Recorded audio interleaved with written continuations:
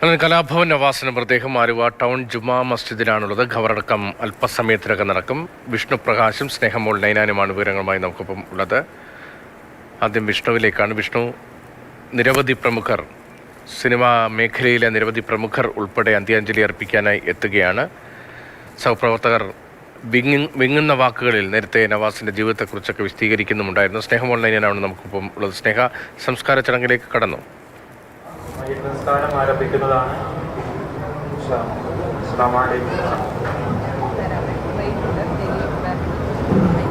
സംസ്കാര ചടങ്ങിലേക്ക് കടന്നിരിക്കുകയാണ്.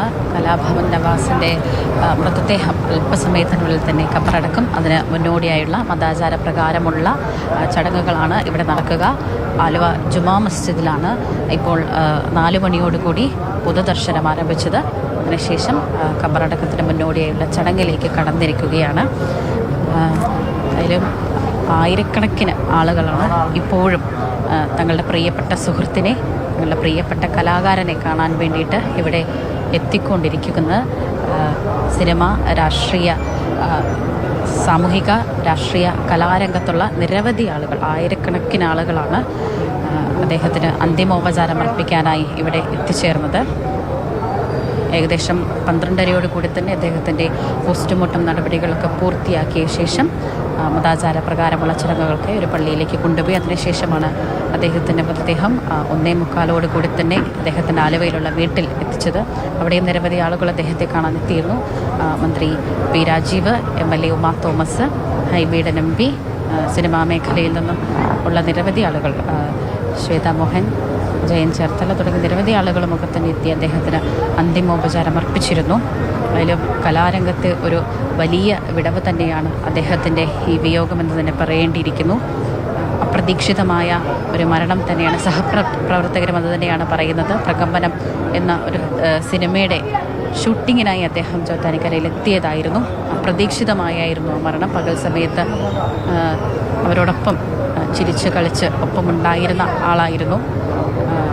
എല്ലാവരും അദ്ദേഹത്തെ അവസാനമായി കണ്ട വിതുമ്പിക്കരയുന്ന കാഴ്ചയൊക്കെ നമ്മൾ കണ്ടതാണ്. 9 മണിയോട് കൂടിയായിരുന്നു, ഇന്നലെ രാത്രി 9 മണിയോട് കൂടി ആയിരുന്നു ചോറ്റാനിക്കരയിലെ ഒരു സ്വകാര്യ ആശുപത്രിയിൽ വെച്ച് കലാഭവൻ നവാസ് അന്തരിച്ചത്. ഇവരെ ഞെട്ടിപ്പിക്കുന്ന ഒരു വാർത്ത തന്നെയായിരുന്നു. ഷൂട്ടിംഗ് കഴിഞ്ഞ്, തൻ്റെ ഷെഡ്യൂൾ കഴിഞ്ഞ് വീട്ടിലേക്ക് മടങ്ങാനിരിക്കവെയായിരുന്നു ഇത് സംഭവിച്ചത്. ജീവനക്കാരുടെ പ്രതികരണമൊക്കെ നമ്മൾ കേട്ടതാണ്. അദ്ദേഹം ചെക്കൗട്ട് സമയമായിട്ടും തിരിച്ചെത്തിയിരുന്നില്ല. പിന്നീട് അദ്ദേഹത്തെ അന്വേഷിച്ച് പോയപ്പോഴാണ് ഇത്തരത്തിൽ ജീവനറ്റ നിലയിൽ അദ്ദേഹത്തെ കണ്ടെത്തിയത്. തന്നെ പരമാവധി വേഗത്തിൽ സഹപ്രവർത്തകരും ഹോട്ടൽ ജീവനക്കാരും ചേർന്ന് ആശുപത്രിയിൽ എത്തിക്കാൻ ശ്രമിച്ചിരുന്നു. പക്ഷേ ആശുപത്രിയിൽ എത്തിയപ്പോഴേക്കും അദ്ദേഹത്തിന് ജീവൻ നഷ്ടമായിരുന്നു. നിരവധി സിനിമകളിലൂടെ, സ്റ്റേജ് ഷോയിലൂടെ, സീരിയലിലൂടെ എല്ലാം നമ്മളെ ചിരിപ്പിച്ച വ്യക്തി തന്നെയായിരുന്നു. അതുപോലെ തന്നെ ചിന്തിപ്പിച്ച വ്യക്തി തന്നെയായിരുന്നു. ഇപ്പോൾ അദ്ദേഹത്തിൻ്റെ മക്കൾ അദ്ദേഹത്തെ അവസാനമായി കാണുകയാണ്. അല്പസമയത്തിനുള്ളിൽ തന്നെ അദ്ദേഹത്തിൻ്റെ മൃതദേഹം ഖബറടക്കും. അതിന് മുന്നോടിയായുള്ള മതാചാര പ്രകാരമായുള്ള ചടങ്ങുകളാണ് ഇപ്പോൾ ഇവിടെ നടക്കുക. അദ്ദേഹത്തിൻ്റെ പ്രിയപ്പെട്ടവർ അവസാനമായി അദ്ദേഹത്തിൻ്റെ അരികിൽ നിൽക്കുകയാണ്. മക്കളുടെ ദുഃഖമൊക്കെ നമുക്ക് മനസ്സിലാക്കാൻ സാധിക്കുന്നതാണ്. നമ്മുടെയൊക്കെ ഇഷ്ടപ്പെട്ട കലാകാരൻ ആയിരുന്നു അദ്ദേഹം. വലിയ ഒരു വിടവ് തന്നെയാണ് കലാരംഗത്ത്. അദ്ദേഹത്തിൻ്റെ അഭിനയം, അതിനൊക്കെ പുറമെ നമ്മളെല്ലാവരെയും അതിശയിപ്പിച്ചൊരു കാര്യം അദ്ദേഹത്തിൻ്റെ പാട്ട് പാടാനുള്ള കഴിവ് അതുതന്നെയായിരുന്നു. ഈ സ്റ്റേജ് ഷോകളിലുമൊക്കെ, അല്ലെങ്കിൽ ചെറിയ സിനിമയിൽ ഉള്ള ഈ ചെറിയ രംഗങ്ങളിലൊക്കെ അദ്ദേഹം പാടുമ്പോൾ നമ്മളെ അതിലേറെ അതിശയിപ്പിച്ച ഒരു അതുല്യ കലാകാരൻ തന്നെയായിരുന്നു അദ്ദേഹം. 1992 അദ്ദേഹം സിനിമാ രംഗത്തേക്ക് ചുവടുവെക്കുന്നത്. മിസ്റ്റർ ആൻഡ് മിസ്സിസ് എന്ന സിനിമയിലൂടെ. തുടർന്ന് നിരവധിയായ സിനിമകൾ, അതായത് നമ്മുടെയൊക്കെ പ്രിയപ്പെട്ട സിനിമകളുടെ പട്ടിക എടുത്ത് നോക്കുകയാണെങ്കിൽ ചന്ദാമാമ, വെട്ടം, മാട്ടുപ്പെട്ടി മച്ചാൻ തുടങ്ങിയ സിനിമകളൊക്കെ നമ്മളെടുത്ത് നോക്കുകയാണെങ്കിൽ അതിലൊക്കെ തന്നെ നമ്മളെ കുടുകുടാ ചിരിപ്പിച്ച ഒരു വ്യക്തി തന്നെയായിരുന്നു.